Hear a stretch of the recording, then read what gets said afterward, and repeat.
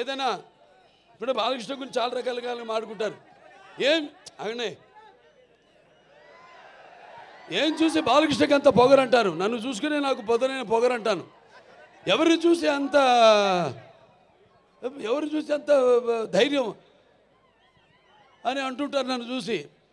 అప్పుడు నేను అంటాను, బాబు నా ఏదైతే నిజస్వరూపంతో అదే నన్ను ఉసిగొల్పే ఒక విప్లవంగా అడుగడుగునా నేను నడుస్తానని నేను చెప్తూ ఉంటాను. అలాగే నా రీతి ఏంటి, ఇతనికి అన్నీ తెలుసా అంటారు నన్ను చూసిన వాళ్ళందరూ. నన్ను నేను తెలుసుకునే కంటే పెద్ద విద్య లేదని ఒక సవాలుగా నిలబడతాను. నా మాట సూటిగా ఉంటుంది, నా మాట ముక్కు సూటిగా ఉంటుంది, నా వీక్షణం తీక్షణం దర్శనమిస్తుంది. అలాగే నా తీరు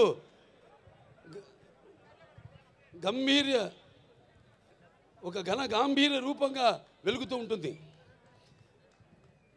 నన్ను మీరందరూ ఒక సినిమా నటుడుగానే కాదు నాకు తెలుసు.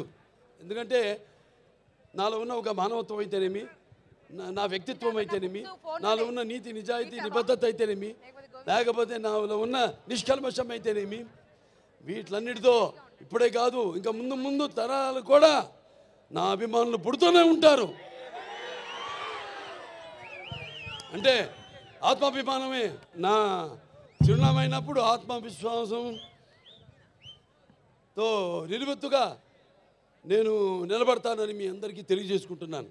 అదే మీరు హిందూపురం ప్రజలందరూ కూడా అవే చూపారు. మీరు కూడా ఆదరాభిమానాలు ఏదైతే నేను నాలో ఉన్న కోణాన్ని చెప్పాను, కోణాలన్నీ అలాగే మీరందరూ కూడా ఆ నీతి నిజాయితీ నిబద్ధత, ఆ నిష్కల్మషం, నా వ్యక్తిత్వాన్ని గౌరవించి ఆదరించి మీరందరూ కూడా మూడోసారి ఒక నటుడైనంత మాత్రాన ఎమ్మెల్యే అవ్వాలని లేదు. వరుసగా ఎంతోమంది వచ్చారు రాజకీయాల్లోకి, ఇవాళ నామరూపాలు లేకుండా పోయారు, అడ్రస్ లేకుండా పోయారు.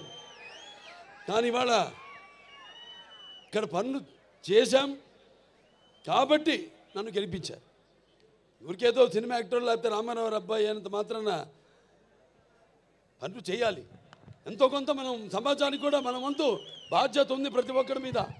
అందరూ కూడా మన వంతు మనం సంపాదించిందే కాదు, ప్రజలకి ఎంత మనం తిరిగి సమాజానికి ఇచ్చాం అన్నది చాలా ముఖ్యం.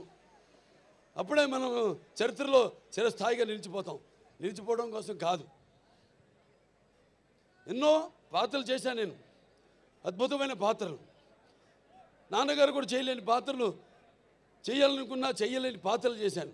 అందులో ముఖ్యంగా గౌతమిపుత్ర శాతకర్ణి సినిమా. ఆ సినిమా నాన్నగారు చేద్దామనుకున్నారు, కొన్ని అనివార్య కారణాల వల్ల చేయలేకపోయారు. ఆ సినిమాను నేను చేయడం తటస్థించింది. మరి ఇవాళ మనం ఉగాది జరుపుకుంటామంటే ఒక కాలమాన పట్టిక మన హిందువులకి మనం ఒక శకాన్ని ఏర్పరిచింది ఆ శాలివాహన శకం, ఆ గౌతమిపుత్ర శాతకర్ణి. అలాగే సారే జహాసే హిచ్చా, అలాగే సారే జహాసే హెచ్చా హిందూ సీతా హమారా, హమ్ బుల్బులే ఇస్కే ఏ గుల్ సీతా హమారా. ఇక్కడ ఒక సర్వమత సౌభ్రాతృత్వానికి, రక్తానికి జాతి లేదు, మాంసానికి మతం లేదు, చర్మానికి కులం లేదు అని చెప్పడానికి ఒక నిదర్శనం, ఒక ఆదర్శం మన హిందూపురం.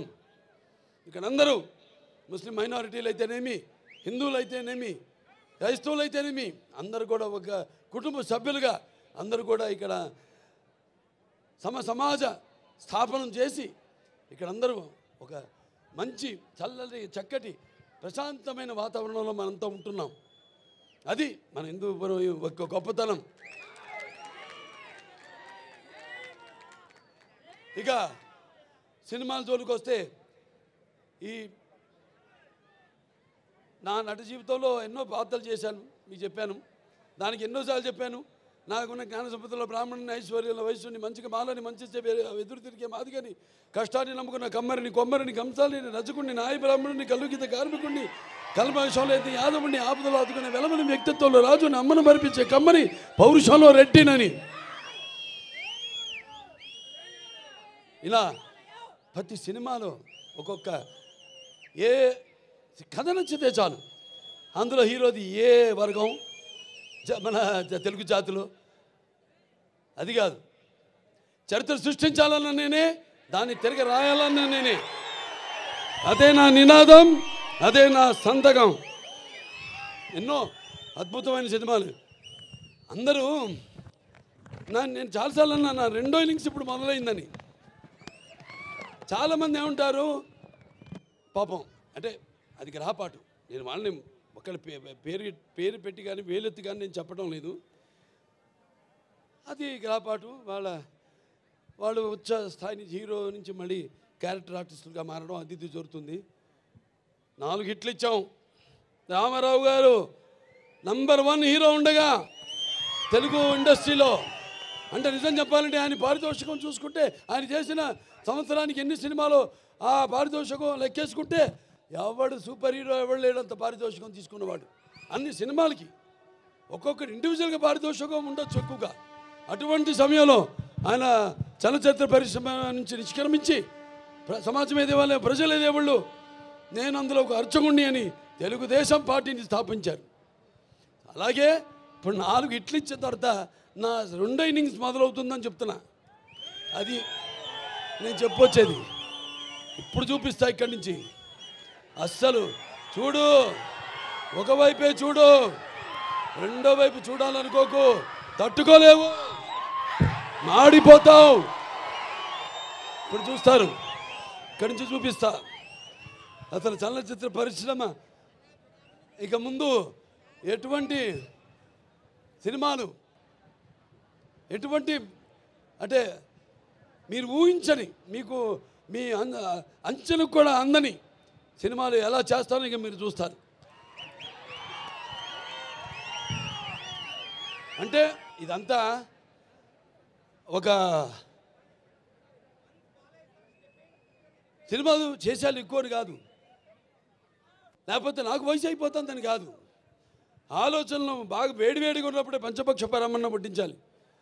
మన అందరూ అన్నారు పంచకట్టులో ఎన్టీ రామారావు గారిని గుర్తు చేశారు మన పద్మభూషణ్ అని. దాంట్లో మన మంచి పద్యం ఉంది, తీనారెడ్డి గారు రాశారు.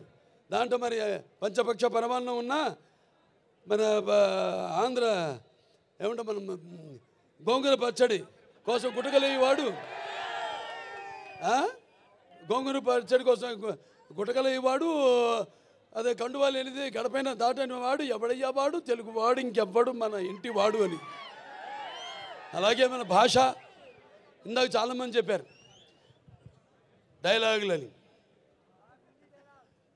మరి తెలుగుదేలా ఎన్న దేశము తెలుగు ఏన తెలుగు వల్లబుండ తెలుగు ఒకండ ఎల్ల నృపులు కలిపి ఎరుగవే భాషాడి దేశ భాషలందు తెలుగు లెస్స. మరి మన భాషని మనం ఏమంటాం, బయట వాళ్ళు అంటారు ఇటాలియన్ ఆఫ్ ద ఈస్ట్ అని. మరి అటువంటి భాష మంది. ఆ భాషలో తెలుగు జాతిలో మనం పుట్టడం మన పూర్వజన్మ సుకృతం, మనందరం కనపడాలి. అలాగే తెలుగు భాష కూడా మనం మాట్లాడుతున్నందుకు మనం ఎంతో ఆనందించాలి. సో అటువంటి ఈ యొక్క పద్మభూషణ్ సరే